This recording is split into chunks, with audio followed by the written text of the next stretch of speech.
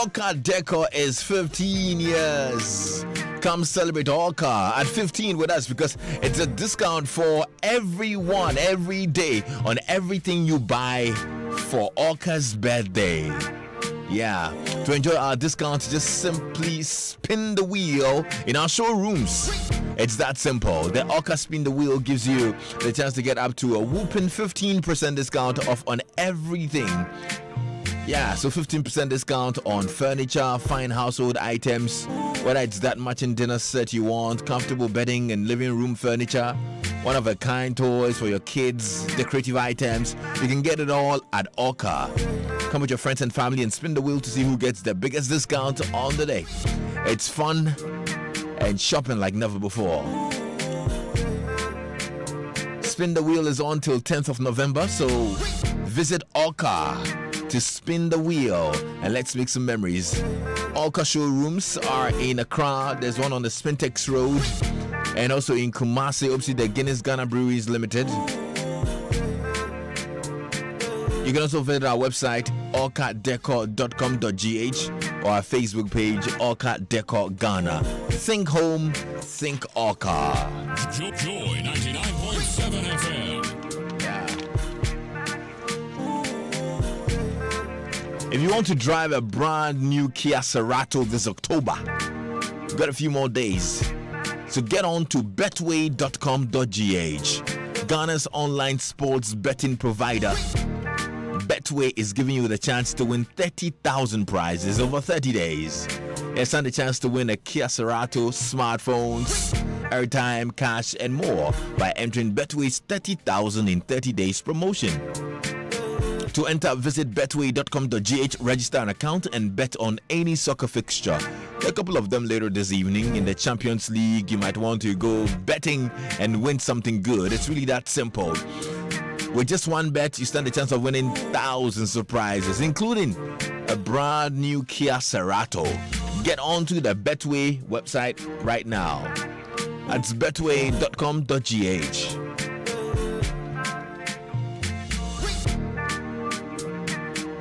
MTN Drive Time is proudly brought to you by MTN. Welcome to the new world.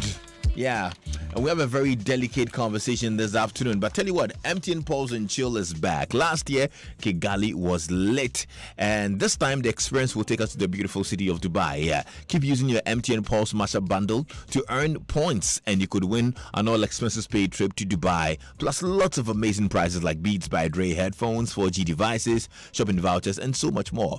Download the MTN Pulse app from the App Store or Play Store or dial *567# to subscribe to MTN Pulse everywhere you go. Send check to 567 to check your points. The promo lasts till 31st of October 2018. Terms and conditions apply. Joy 99.7 FM. Dr. Yao Osafu, CEO of Medical Hospital, is here. Doc.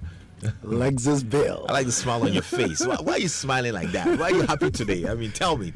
Oh, it rained in Accra today, and rain up on the mountain. I'm used to this kind of weather, and okay. It's too hot in Medina. So today when it rained, yeah, it's just made my day. That's why you're happy. Oh, that's all. Okay. What else? Well, regards going out to. Look, why are you doing this? I can't say my regards. Oh, you started the show at 2 o'clock. You've greeted people. It's okay. Anyway, good to see you. It's good to be here, and good to see you too. How many are we here? Okay, let me cut to the chase now, Doc. One of our listeners has a very important issue that we need to discuss. Let me share with you. Lexus, Can you pass on to the drive doctor? I've been urinating quite frequently for the past 2 weeks. I also have a strong, persistent urge to urinate, and I must say, I practically run to get it done. Wow. And that's when I feel that strong urge. And I also experience pain sometimes when I use the bathroom. I just got transferred to an office where both male and female staff and guests use the same limited toilet facilities. And a friend told me that I could be having a urinary tract infection, a UTI. I was alarmed. She could not explain further, and I've been worried ever since. I've been very skeptical about going to the hospital because I'm afraid of what the consequences might be. I have been avoiding my partner ever since I started having these experiences because I'm afraid it could worsen the problem. Please, do I have a serious problem? Please allay my fears. Thank you. So I thought that this is a very important one. I've heard UTI and urinary tract infections and whatnot. Really, what is it? Right. So good afternoon to all our listeners. And, it's good to be here another Wednesday. And today we'll talk about a very important topic, a UTI. I'll take the opportunity to also dispel some myths surrounding UTIs or some misconceptions about UTI. So a UTI is a urine or urinary tract infection. So this is an infection by microorganisms anywhere along the pathway of urine flow. So a little biology. Urine production starts from the kidneys. So that's one of the primary functions of the kidneys, is to produce urine as a form of waste product to eliminate substances not needed from the body. So your kidneys will start off with the production, and then it will flow from your kidneys through a small tube called the ureter, and then it will hit your bladder. So your kidneys are at your flanks, if you like, towards your back. And then the ureters come round downwards to the front, towards where your pubic bone is located, the lower part of your abdomen. So that's where the bladder is. So this tube that connects the bladder to the kidney is what we call the ureter. Okay. Right. So it brings urine made in the kidneys into that bladder. So the bladder is a balloon. And then it fills up. It gets to a point where you feel the urge to pass urine. So when we all feel the urge to pass urine, we feel it in our lower abdomen, the central part of the lower abdomen. And that's the location of the bladder. What's the difference between the ureter and the urethra? Right. There's urethra, right? Absolutely. Hey, Kwame, you do. Oh, I told did you. Well, but you didn't have the vim to finish the school. I'm on course. You did remedial, sir. Right. So once you get the edge, then the urine has to come out. You empty your bladder, and you empty your bladder through the urethra. Oh, okay. Right. So the ureter connects the kidneys to the bladder, and then the urethra connects the bladder to the outside. Right. So for men, then the urethra goes through the penis. Okay. And then it comes out. For women, you cannot find, or it's not visible. It's a very short distance between the bladder and then the outside. So any infection by a microorganism along this pathway that I have just described, starting from the kidneys, coming all the way to the outside, is what we call a UTI. Okay. This is different from an STI, a sexually transmitted infection. Right. The normal urinary tract is sterile and it's very resistant to infection. That's the normal. So it doesn't easily get infected. But UTIs are quite common. When you compare males and females, UTIs are more common in females than males. And I'll explain. It's simply or largely due to the anatomy and disease entities that happen in women more than men. So if you look at the anatomy, which means the structure of the urinary tract, and then its relation to other nearby structures. For women, then the anal passage, or the anus, the opening where feces comes out, is closer to the urethral opening where the urine comes out. Because of this anatomical or structural proximity, it is easy for bacteria in fecal matter to move and infect or colonize the urethra. Okay. And then move upwards and cause an infection. So it is not that women have done anything bad, that's why they get the UTIs, but it's just because of this anatomical difference. So if you look at the anal opening for a man, as compared to the urethral opening, they are poles apart. So in terms of fecal contamination entering the urethral opening, it's not going to happen. Okay. Right. Again, once we toilet training becomes very important when we are teaching, girls, how to wipe themselves. Then we teach them to wipe from front, to back, and not from back to front, because back is the anal passage, and it is easy to carry infections if you wipe from back to front, and then the bacteria will move up the urethral opening. Okay. Again, so this is largely the difference. That's why we get it more in women than in men. So it's very uncommon in boys, more common in girls, especially when they are under 10 years, because that's when they are getting the toilet training. They've not mastered the art of wiping from front to back and so on and so forth. After 50, then we realize that this ratio tends to normalize somewhat, because then men tend to get some structural problems such that urine doesn't flow out freely. So prostate enlargement causes an obstruction to urine flow. So urine tends to stay in the bladder more than flow out easily. And in Akan, there's a proverb that says that when water stays in one place for a long time, it begins to give this offensive, smell. And it's largely because you've got germs growing in there. So if the waste product urine stays in the bladder for a long time and it's not completely emptied, then bacteria tends to grow in it as well. So after 50 years, as men age, then this kind of ratio begins to level out. So that is why we tend to see these differences between women and men. Okay. Now, what are the causes?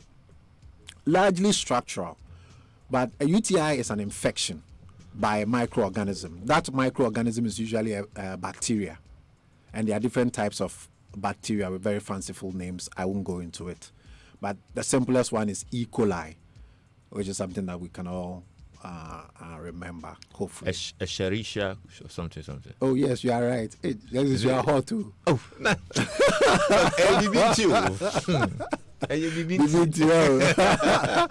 Yes, E. coli for short. So it's one of the organisms. So a large proportion of the infections is caused by bacteria. But sometimes you can even have yeast, what we call candida. Okay. Candida also colonizing or causing a UTI. Then you can also have some parasites, but these are rare. Overwhelmingly, we have bacteria. So how does the bacteria get in there? Sex is the first thing I want to talk about. Right. So during sexual intercourse, it is very easy looking at the anatomy of the female genital tract and its proximity. So there are 3 openings, if you like, in a woman's perineum. That's down there. The first one is the urethral opening. That's more anterior, more towards you. And that's where urine comes out. It's a very small opening, but it's there. Then you've got the vaginal opening. Then you've got, as you go more posteriorly or to the back, then you've got the anal opening. So all of this is sort of like in one area, if you like. So during sex, it is very easy for bacteria that are normally found in and around the vagina to be moved into the urethral opening of the woman. And these days, people are doing all sorts of shakara things when it comes to sex. So things happen. There's the oral sex, which will then also easily move bacteria that's found in the mouth to colonize the urethral opening. People would use their our fingers for stimulation and all of that. So the whole sexual act these days lends itself to the UTI or a woman developing a UTI. So sex is one of the big factors leading to the colonization of the urinary tract by bacteria. But earlier you said it's not sexually transmitted. No. So if a partner has a bacteria and they have sex with a partner, they could have. Well, so when we talk about an STI or an STD, it's a technical definition. We have restricted that definition to some specific disease conditions. Okay. Gonorrhea, So syphilis. not necessarily the mode of transmission. No. So this one we are talking about an infection in the urinary tract. Okay. All right. So this sort of like aids in this is the mechanism. What I'm explaining is the mechanism by which it can happen. Okay. Because there are people, and there was a study done in nuns, and they had also UTIs. We are all going to assume, and this is just a big assumption, that nuns follow a certain religious order, and they are not involved in or they do not engage in sexual acts. But this study realized that yes, UTIs still happen in them. So we are not saying that sex is the only way by which it happens. So an STI or an STD is a specific definition of certain diseases. So that's the first mechanism. The second mechanism by which these microorganisms get in there is personal hygiene. And I think I alluded to it earlier about the toilet training, teaching women to wipe from front to back and not from back to front. And it takes quite some time before they're able to master this. And therefore we see UTIs more commonly in girls, young girls. Then the other thing is also the use of spermicidal creams. Sometimes as part of the avoiding pregnancy, some women use some creams that kill spermatozoa or sperms. We'll call them spermicidal creams. We've realized that some of these creams can alter the normal flora, the normal organisms that live or colonize the vagina of a woman. And when you upset this balance, then this E. coli and its group can then become plentiful, and then they can easily colonize the urinary tract. So the use of spermicidal cream sometimes has its problems. Then menopause is also another factor in women who are postmenopausal, meaning in Ghana, menopause happens averagely around 48 years. So after that age, because of the changes in estrogen levels, then it causes also changes in the environment in the woman's perineum or vagina, and then certain organisms grow more than they should. So by and large, this is how it happens. Okay. But sometimes we as healthcare professionals are the cause. When we have to perform certain invasive procedures. So sometimes somebody is rushed in and then they tell you that, I can't urinate. And you find that they have a full bladder. It's a very painful situation.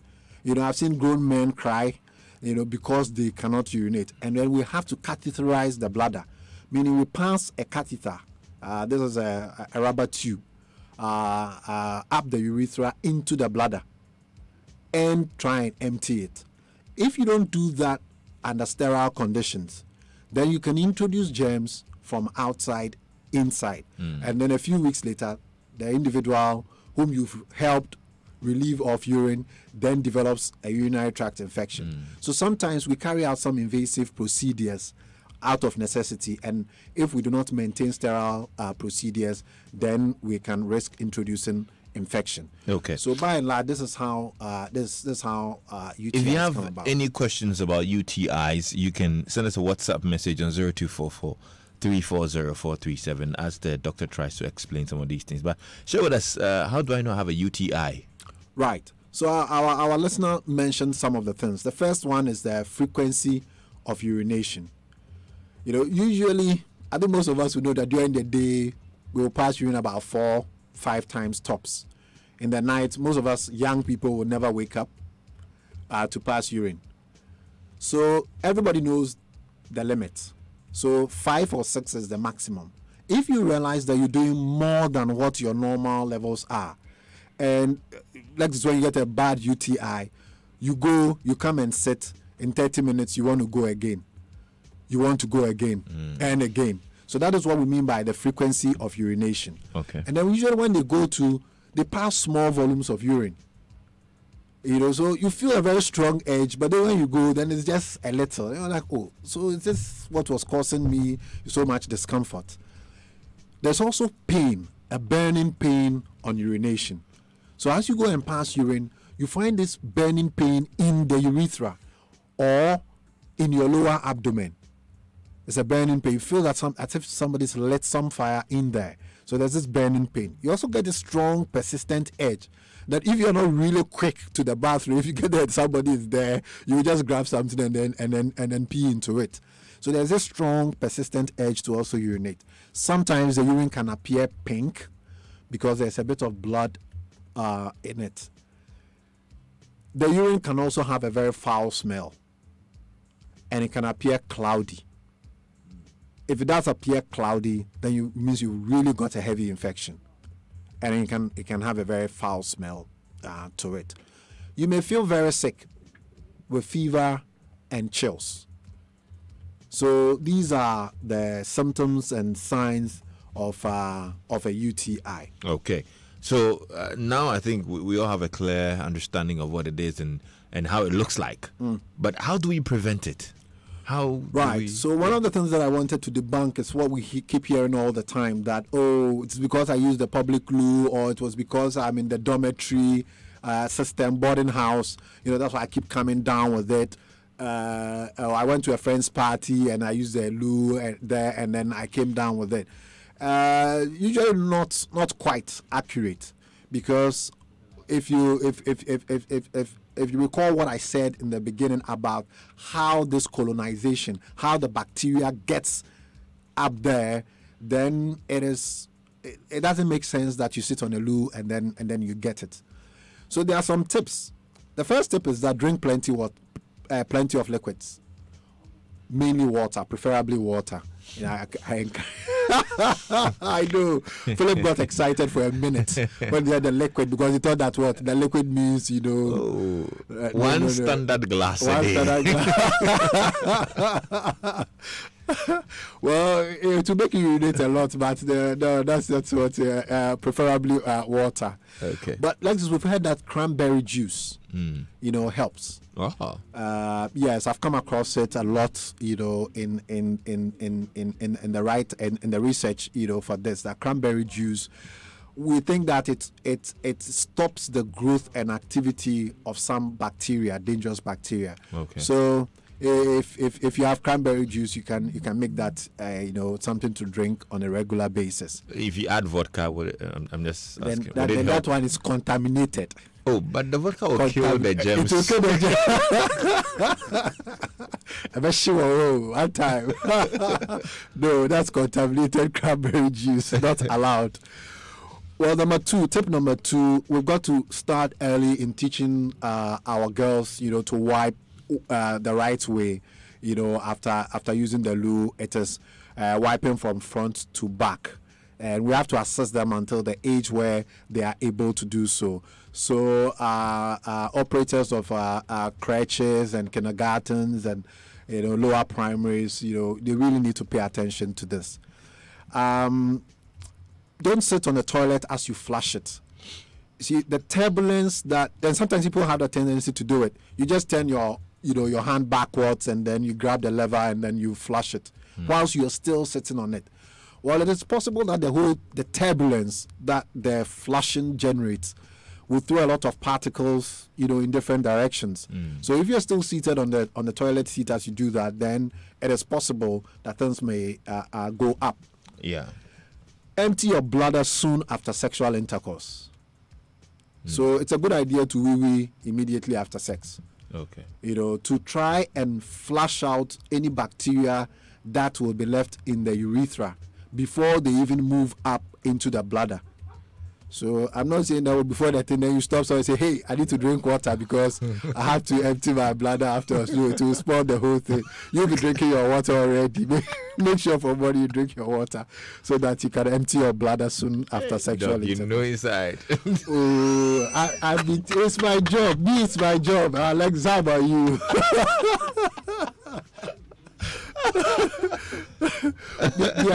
I'm teaching. I'm just teaching.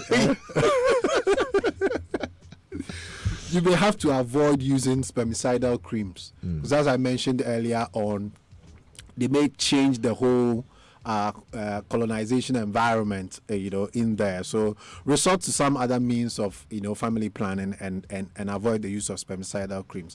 And then, lastly, we always encourage the woman not to wash inside you know, or use irritant chemicals, you know, to wash down there. So these are some of the important tips that we can. Okay, let me activate the phone lines now for a little bit. You can call us on 0302-216-541. If you have any questions about this topic, please call us. Senor in Adenta says Lexus and Dr. Osafo.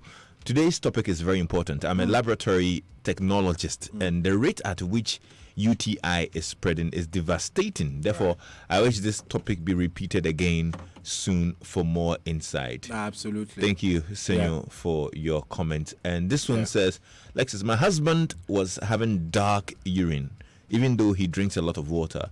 He did not have any burning pain also. The doctor diagnosed him of UTI. He ruled out any kidney problems and gave him cefuroxime tablets. His urine is still the same color. Does he have the UTI or something else? Well, of course, most likely it must be something else. The color to the urine most of the time in the UTI will be cloudy, or sometimes if it's heavy with infection, then we'll say even milky. You know, so cloudy is the color, and then sometimes it may appear pink because you've got a bit of blood in there. But if it is dark colored urine, then something else might be going on. There are some rare causes of dark urine. There are some amino acid disorders, and then sometimes it may just be what they used to call black water disease, or black water fever, where you are breaking down a lot of red blood cells in your blood, so eventually your urine turns cola-like. Okay. So I think he needs to come in, and then let's check him out with a urine examination. Barbara is here. Hello, Barbara. Hello, Lexus. Great topic. So I wanted to say that the cranberry juice works, but there are two types on the market. There's the original, and then there's a mix. So we could pick out the original, which works effectively. Okay. Right. Okay. Yeah. Thanks for the caution. We'll Yeah. look out for it, yeah? Thank you so much, Barbara. So, Right. 0302-216-541. You can also call in and share your thoughts. And I'm glad that she also corroborates that the cranberry works. Yeah. Without the vodka. Barbara, please call back. Please call back. We have unfinished business. Rich K in Minnesota says, will a kidney stone be considered a UTI, and can it cause a UTI? Okay, first part of the question is no, and second part of the question is yes. So a kidney stone forms differently. I always tell people that, you know, if you remember the Adan salt, you know, the rocky type salt, you know, it precipitates its crystals. When we talk about stones, we're talking about these crystals that can precipitate out of the urine. Okay. All right. And when they form, they can form in the kidneys and be found anywhere along the urinary tract.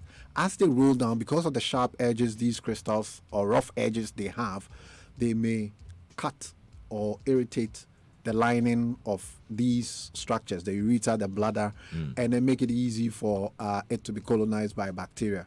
So yes, it can lead to a UTI, but it is not in itself a UTI. Okay. Abby. Hello. Hi, Abby. You're welcome. Thanks. Hello, Lexus. Yes, Abby, I'm here. I can hear you. Okay, please, I'd like to confirm which of the cranberry juices, which one is the best?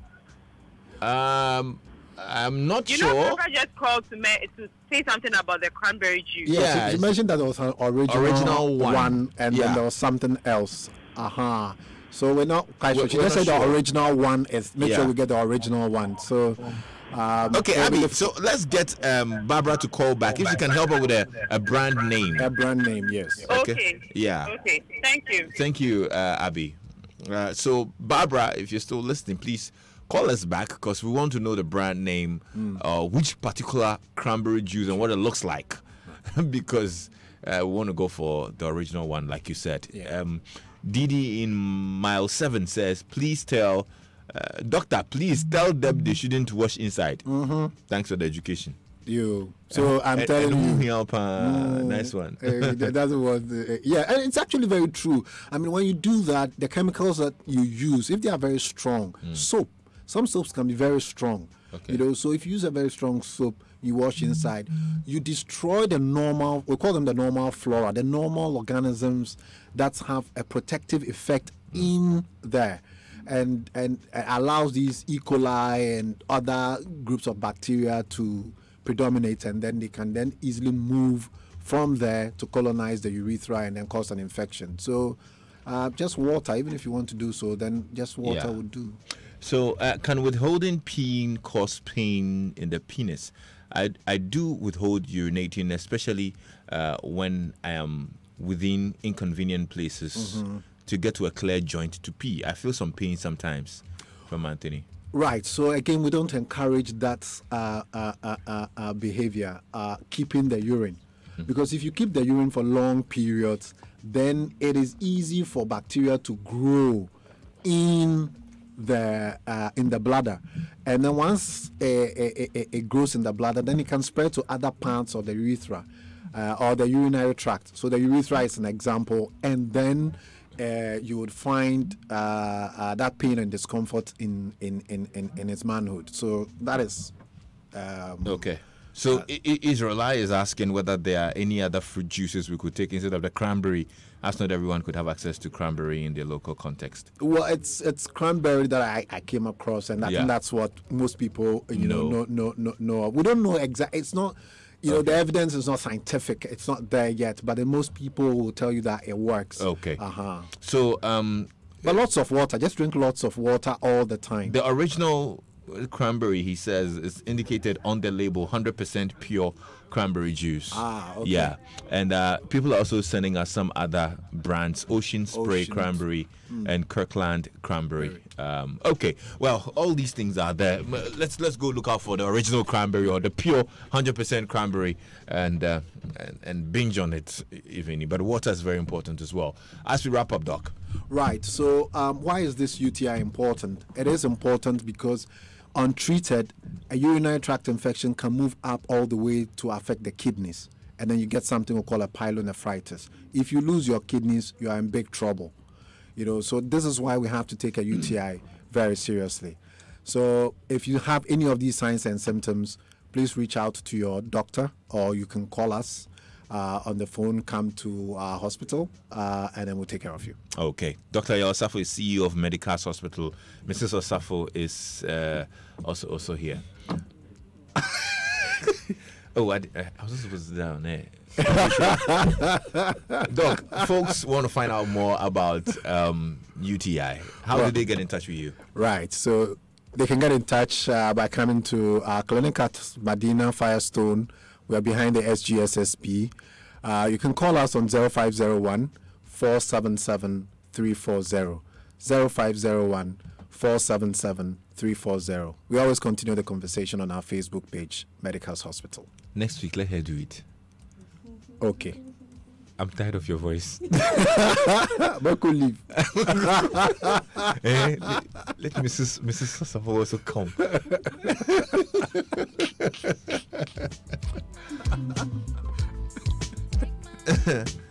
Okay.